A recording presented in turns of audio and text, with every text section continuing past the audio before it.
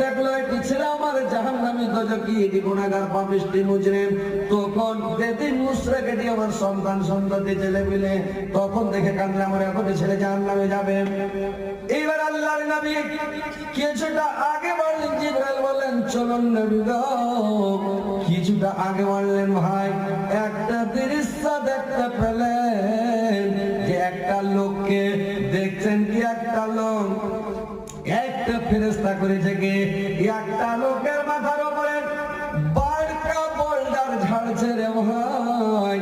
যেমন মাথার উপরে বোল্ডার ঝাড়ছে, লোকটা গলা আটা আটা হয়ে যাচ্ছে, করে কুচরি হয়ে মানে একবারে নিষ্নাবুদ হয়ে যাচ্ছে। আবার যখন বোল্ডার খেলা ঠুকাতে যাচ্ছে, আবার লোকটার বডি তৈরি হয়ে যাচ্ছে। আবার পাথর ঝাড়ছে মাথার উপরে, আবার লোকটা শেষ আটা আটা হয়ে গুঁড়া হয়ে যাচ্ছে। আবার পাথর যখন বোল্ডার কুড়াতে গেল, আবার বডি তৈরি হয়ে গেল। লোকটাকে কোনো মানে সময় দেওয়া হয় না, লোকটাকে এইভাবে ঠাটে দিয়েছে রে ভাই। লোকটা খালি বাপরে মারে করে চিৎকার করছে, গান্ডাছে, গোলাগুলি করছে।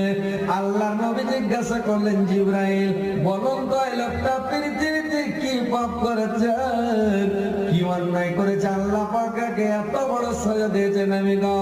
জিবরাইল বললেন, শুনেন নবী গো, এই লোকটা আপনার উম্মতের মধ্যে কান, এই লোকটা পৃথিবীতে করতো কি, নামাজ ভালো করে পড়তো না।